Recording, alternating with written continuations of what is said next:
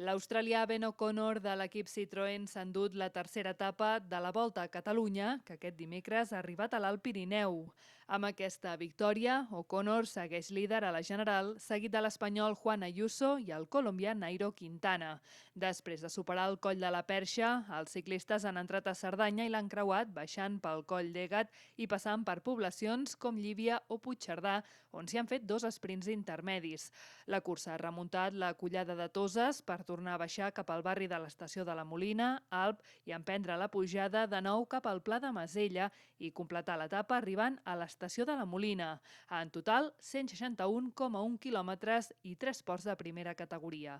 Aquest dijous, mentrestant, la comitiva sortirà des de la Seu d'Urgell, baixarà fins a Coll de Nargó, remuntarà els colls de Bóixols i de Faidella i creuarà bona part del Pallars Jussà per entrar a l'Alta Ribagorça, creuar els colls de Perves i Viu i acabar l'etapa de nou en alt, en aquest cas a l'estació de Boí-Taüll. La darrera etapa pirinenca serà la de divendres, quan els ciclistes sortiran de la Pobla de Segur i tornaran a creuar bona part del Pallars Jussà per dirigir-se cap a Vilanova i la Geltrú.